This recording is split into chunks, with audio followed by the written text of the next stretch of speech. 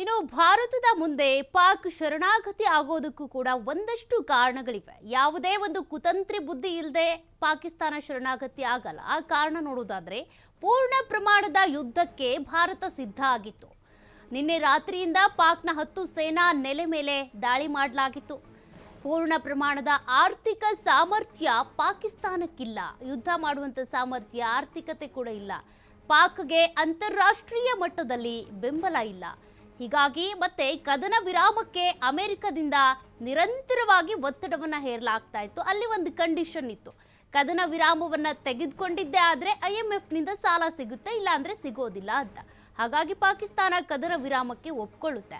Muslim ರಾಷ್ಟ್ರಗಳ ಬೆಂಬಲ ನಿರೀಕ್ಷಿಸಿದ್ದಂತ ಪಾಕ್ಗೆ shock ಎದುರಾಗಿತ್ತು. ಯಾಕೆಂದ್ರೆ ಈ ಯುದ್ಧ ನಡೆಯೋದೇ ಆದ್ರೆ ಪಾಕಿಸ್ತಾನದ ಪರವಾಗಿ ನಾವು ನಿಲ್ಲಲ್ಲ, ಭಾರತದ ಬೆನ್ನಿಗೆ ನಿಲ್ತೀವಿ ಅಂತ ಸೌದಿ ರಾಷ್ಟ್ರಗಳು ತಮ್ಮ ಬೆಂಬಲವನ್ನ ಭಾರತಕ್ಕೆ ವ್ಯಕ್ತಪಡಿಸಿದ್ವು.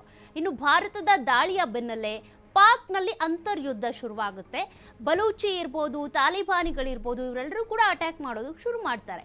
ಹಾಗಾಗಿ ಇದೆಲ್ಲದರಿಂದ ತಪ್ಪಿಸ್ಕೊಳ್ಬೇಕು, ಅದೇ ರೀತಿಯಾಗಿ ಭಾರತದ ಜೊತೆಗೆ ಆಗುವಂತ ಯುದ್ಧವನ್ನ ಫೇಸ್ ಮಾಡುವಂತ, ಸಂಪೂರ್ಣ ಪ್ರಮಾಣದ ಯುದ್ಧ ಫೇಸ್ ಮಾಡುವಂತ ಸಾಮರ್ಥ್ಯ ಪಾಕಿಸ್ತಾನಕ್ಕೆ ಇರಲಿಲ್ಲ. ಹಾಗಾಗಿ ಈ ಒಂದು ಶರಣಾಗತಿಗೆ ಅಂತೇಳಿ ಅಥವಾ ಕದನ ವಿರಾಮಕ್ಕೆ ಅಂತೇಳಿ ಪಾಕಿಸ್ತಾನ ಒಂದು ಒಪ್ಪಂದಕ್ಕೆ ಅಂತ ಬರುತ್ತೆ. ಬಟ್ ಹಂಗಿದ್ದೂ ಅಲ್ಲೂ ಕೂಡ ಕದನ ವಿರಾಮವನ್ನು ಉಲ್ಲಂಘನೆ ಮಾಡುತ್ತೆ. ಇನ್ನು ಷರತ್ತುಬದ್ಧ ಕದನ ವಿರಾಮ ನೋಡೋದಾದ್ರೆ ಅದರಲ್ಲಿ ಏನೇನು ಷರತ್ತಿತ್ತು ಅಂತ, ಉಗ್ರವಾದದ ವಿರುದ್ಧ ಶೂನ್ಯ ಸಹಿಷ್ಣುತೆ ಮುಂದುವರಿಯುತ್ತೆ, 0 ಟಾಲರೆನ್ಸ್ ಇರುತ್ತೆ ಅಂತ. ಇನ್ನು ಪಾಕಿಸ್ತಾನದ ಮಿಲಿಟರಿ ದಾಳಿಯಷ್ಟೇ ನಿಲ್ಲುತ್ತೆ, ಮಿಲಿಟರಿ ದಾಳಿ ಮಾತ್ರ ನಿಲ್ಲುತ್ತೆ ಅಂತ. ಪಾಕ್ ವಿರುದ್ಧ ರಾಜತಾಂತ್ರಿಕ ನಿರ್ಧಾರಗಳು ಜಾರಿಯಲ್ಲಿ ಇರ್ತವೆ, ಅದರಲ್ಲಿ ಯಾವುದೇ ರೀತಿಯಾಗಿ ಬದಲಾವಣೆಗಳಾಗಲ್ಲ.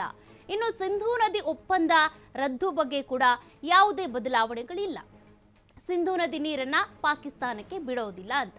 ಇನ್ನು ಏನೆಲ್ಲ ಷರತ್ತನ್ನ ಇಡಬಹುದು ಅಂತ ನೋಡುತ್ತಾದ್ರೆ ನಾಳಿನ ಸಭೆಯಲ್ಲಿ ಇನ್ನು DGMO ನಿಯಮಿತವಾಗಿ ಸಂಪರ್ಕದಲ್ಲಿ ಇರಬೇಕಾಗತ್ತೆ, 2 ದೇಶದ DGMO ಕೂಡ ಅಂತೇಳಿ ಈ ಒಂದು ಷರತ್ತು ಇರಬಹುದು. ಇನ್ನು ರಾಜತಾಂತ್ರಿಕ ಸಿಬ್ಬಂದಿಗೆ ಸಂಪೂರ್ಣ ಭದ್ರತೆಯ ಭರವಸೆಯನ್ನ ಕೊಡಬೇಕಾಗುತ್ತೆ. ಈ ರೀತಿಯಾಗಿ ಒಂದ್ಸತಿ ಭದ್ರತೆ ಕೊಡೋದಿರಬಹುದು, ಅಥವಾ ಕದನ ವಿರಾಮ ಉಲ್ಲಂಘನೆ ಮಾಡಲ್ಲ ಅಂತ ಹೇಳಿ ಮತ್ತೆ ಮಾಡೋದು, ಆ ರೀತಿ ಆಗಬಾರ್ದು. ಈಗೇನೋ ಒಪ್ಕೊಂಡಿದ್ದಾರೆ ಅಂದ್ರೆ ಅದಕ್ಕೆ ಬದ್ಧವಾಗಿರ್ಬೇಕು. ಇನ್ನು ಕಾಶ್ಮೀರ ವಿಚಾರದಲ್ಲಿ 3ನೇ ವ್ಯಕ್ತಿಯ ಮಧ್ಯಸ್ಥಿಕೆ ಬೇಡ ಅಂತ ಇವತ್ತು ನಡೆದಂತ ಮೀಟಿಂಗ್ ನಲ್ಲಿ ಪ್ರಧಾನಿ ಮೋದಿ ಅವರು ಇದೇ ಸಂದೇಶವನ್ನ ಕೊಟ್ಟಿರೋದು. ಯಾಕೆಂದ್ರೆ ಕಾಶ್ಮೀರದ ವಿಚಾರದಲ್ಲಿ ಸಾವಿರಾರು ವರ್ಷಗಳಿಂದ ಈ ಸಮಸ್ಯೆ ಇದೆ, ನಾನ್ ಮಧ್ಯಸ್ಥಿಕೆ ವಹಿಸ್ತೀನಿ ಬೇಕಾದ್ರೆ ಅಂತ ಡೊನಾಲ್ಡ್ ಟ್ರಂಪ್ ಅವರು ಒಂದು ಮಾತನ್ನ ಹೇಳಿದ್ರು. ಇದಕ್ಕಾಗಿ ಟಾಂಟ್ ಕೊಟ್ಟಿರೋದು ಮೋದಿ, ಯಾರ ಮಧ್ಯಸ್ಥಿಕೆಯೂ ಕೂಡ ಬೇಕಾಗಿಲ್ಲ ನಮ್ಮ ಕಾಶ್ಮೀರದ ವಿಚಾರದಲ್ಲಿ ಅಂತ. ಇನ್ನು ಕಾಶ್ಮೀರ ವಿಚಾರವನ್ನ ದ್ವಿಪಕ್ಷೀಯವಾಗಿ ಮಾತ್ರ ಚರ್ಚೆ ಮಾಡಬೇಕು, ಕಾಶ್ಮೀರದಲ್ಲಿ ಭಯೋತ್ಪಾದಕ ಚಟುವಟಿಕೆಗೆ ಬೆಂಬಲ ಏನು ಸಿಗ್ತಾ ಇದೆ ಆ ಬೆಂಬಲವನ್ನ ನಿಲ್ಲಿಸಬೇಕು. ಇವೆಲ್ಲವೂ ಕೂಡ ಇವತ್ತಿನ ಮೀಟಿಂಗ್ ನಲ್ಲಿ ಆಗಿರುವಂತ ಒಂದಷ್ಟು ಅಂಶಗಳು. ಜೊತೆಗೆ ನಾಳೆ ಒಂದು ಮೀಟಿಂಗ್ ನಡೆಯುತ್ತಲ್ಲ, ಅದರಲ್ಲೂ ಕೂಡ ಈ ಒಂದು ಕೆಲವಷ್ಟು ಷರತ್ತುಗಳನ್ನ ವಿಧಿಸಬಹುದು ಅನ್ನೋದ್ರ ಬಗ್ಗೆ ಸಿಗ್ತಾ ಇರುವಂತ ಮಾಹಿತಿ. ಹಾಗಾಗಿ ಭಾರತ ಮತ್ತು ಪಾಕಿಸ್ತಾನದ ನಡುವೆ ಇರುವಂತ ಯುದ್ಧದ ಒಂದು ವಾತಾವರಣ ಏನಿದೆ ಅದಕ್ಕೆ ಸಂಬಂಧಪಟ್ಟಂತೆ ಏನೆಲ್ಲ ಡೆವಲಪ್ಮೆಂಟ್ಸ್ ಆಗಬಹುದು, ನಾಳೆ ಏನು ಒಂದು ನಿರ್ಧಾರ ತೆಗೆದುಕೊಳ್ತಾರೆ, ಅದು ಒಂದು ಕುತೂಹಲ ಇದ್ದೇ ಇದೆ. ಇನ್ನು ಆಪರೇಷನ್ ಸಿಂಧೂರಕ್ಕೆ ಪಾಕ್ನ 40 ಸೈನಿಕರು ಬಲಿಯಾಗಿದ್ದಾರೆ. ಇದ್ರ ಬಗ್ಗೆ ಇವತ್ತಿನ ಒಂದು ಸುದ್ದಿಗೋಷ್ಠಿಯಲ್ಲಿ ಮಾಹಿತಿಯನ್ನ ಕೊಟ್ಟರು. ಸೇನೆಯ ಕಡೆಯಿಂದ ನಡೆದಂತ ಸುದ್ದಿಗೋಷ್ಠಿಯಲ್ಲಿ ಸಿಕ್ಕಂತ ಮಾಹಿತಿ ಇದು, ಅಧಿಕೃತವಾಗಿ ರಿಲೀಸ್ ಆಗಿರೋ ಮಾಹಿತಿ. 100ಕ್ಕೂ ಹೆಚ್ಚು ಉಗ್ರರನ್ನ ಭಾರತ ಸದೆ ಬಡ್ದಿದೆ ಅನ್ನೋದ್ರ ಬಗ್ಗೆ ಸಾಕ್ಷಿ ಸಮೇತ ಅಂದ್ರೆ ವಿಡಿಯೋನ ಕೂಡ ರಿಲೀಸ್ ಮಾಡಿದ್ರು. ಅದ್ರ ಮೂಲಕ ಎಕ್ಸ್ಪ್ಲೈನ್ ಮಾಡ್ತಾ ಹೋದ್ರು ಸೇನೆ ಕಡೆಯಿಂದ ಎಲ್ಲೆಲ್ಲ ಅಟ್ಯಾಕ್ ಆಯಿತು, ಏನೇನು ಧ್ವಂಸ ಮಾಡಿದ್ದಾರೆ ಅನ್ನೋದ್ರ ಬಗ್ಗೆ. 700ಕ್ಕೂ ಹೆಚ್ಚು ಡ್ರೋನ್ಗಳಿಂದ ಪಾಕ್ ದಾಳಿ ಮಾಡಿತ್ತು, ಆ ದಾಳಿ ವಿಫಲ ಆಗಿದೆ ಅನ್ನೋದ್ರ ಬಗ್ಗೆ ಕೂಡ ಡೀಟೇಲ್ಸ್ ಕೊಟ್ಟರು ಇವತ್ತಿನ ಸುದ್ದಿಗೋಷ್ಠಿಯಲ್ಲಿ. ಇನ್ನು ಪಾಕ್ನ ಈ ನೀಚ ಕೃತ್ಯ ಏನಿದೆ ಅದೆಲ್ಲದ್ರ ಬಗ್ಗೆ ಕೂಡ ವಿಡಿಯೋ ಸಮೇತ ಬಯಲು ಮಾಡಿದೆ ಇಂಡಿಯಾ. ಇನ್ನು ಇಂಡಿಯಾದ ನಾಗರಿಕರನ್ನೇ ಟಾರ್ಗೆಟ್ ಮಾಡಿ ಪಾಕ್ ನರಿಬುದ್ಧಿಯನ್ನ ತೋರಿಸಿರೋದು. ನಾವು ಉಗ್ರರ ನೆಲೆಗಳ ಮೇಲೆ ಟಾರ್ಗೆಟ್ ಮಾಡಿ ದಾಳಿ ಮಾಡಿದ್ರೆ ಅವ್ರು ಮಾತ್ರ ಜನವಸತಿ ಪ್ರದೇಶಗಳು, ಆಸ್ಪತ್ರೆಗಳು, ಶಾಲೆಗಳು, ಜೊತೆಗೆ ಧಾರ್ಮಿಕ ಕೇಂದ್ರಗಳನ್ನು ಟಾರ್ಗೆಟ್ ಮಾಡಿ ಯಾವ ರೀತಿ ಅಟ್ಯಾಕ್ ಮಾಡಿದ್ದಾರೆ ಅನ್ನೋದ್ರ ಬಗ್ಗೆ ವಿಜುವಲ್ಸ್ ಸಮೇತ ತೋರಿಸಿದ್ರು. ಇನ್ನು ಪಾಕ್ನ ದಾಳಿಯನ್ನ ಹಿಮ್ಮೆಟ್ಟಿಸುವಲ್ಲಿ ಭಾರತ ಸಕ್ಸಸ್ ಆಗಿದೆ ಅನ್ನೋದ್ರ ಬಗ್ಗೆ ಕೂಡ ವಿಜುವಲ್ಸ್ ಅನ್ನ ತೋರಿಸಿದ್ರು. ಆ ವಿಜುವಲ್ಸ್ ಅಲ್ಲಿ 10 ಏರ್ ಬೇಸ್ಗಳ ಮೇಲೆ ಟಾರ್ಗೆಟ್ ಮಾಡಿದ್ರ ಬಗ್ಗೆ, ಅದರಲ್ಲೂ ಕೂಡ 4 ಪ್ರಮುಖ ಏರ್ ಬೇಸ್ಗಳು ಸಂಪೂರ್ಣ ಹಾಳಾಗಿದ್ದಾವೆ. ಅಲ್ಲಿ ಏರ್ಪೋರ್ಟ್ಗಳು ಬಂದ್ ಆಗಿದೆ, ಯಾವುದೇ ವಿಮಾನ ಹಾರಾಟ ಆಗ್ತಾ ಇಲ್ಲ, ಯಾವ ರೀತಿಯಾಗಿ ನಾಶ ಆಗಿದೆ ಅದ್ರ ಬಗ್ಗೆ ಕೂಡ ವಿಜುವಲೈಸ್ ಮಾಡೋದ್ರ ಮೂಲಕ, ಅಂದರೆ ವಿಡಿಯೋ ರಿಲೀಸ್ ಮಾಡಿ ಅದನ್ನು ಎಕ್ಸ್ಪ್ಲೈನ್ ಮಾಡ್ತಾ ಹೋದರು.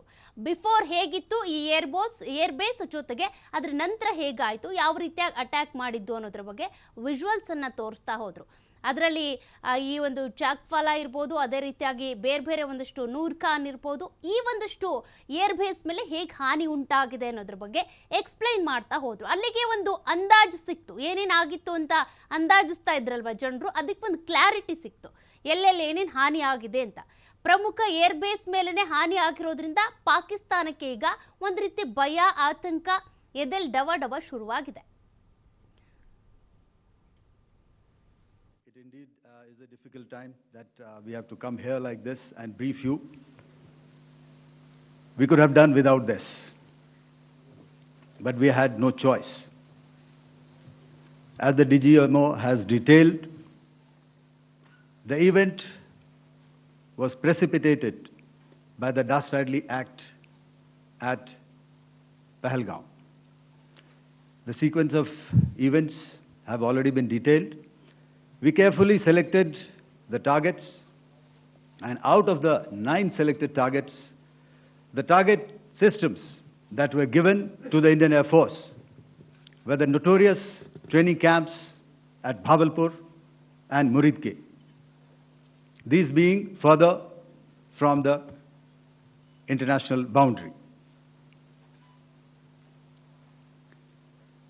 Through critical target system analysis, we analyzed what was to be done to annihilate these targets and plan to engage these targets with precision air-to-surface guided munitions so as to avoid collateral damage. The modalities of planning process, I will not.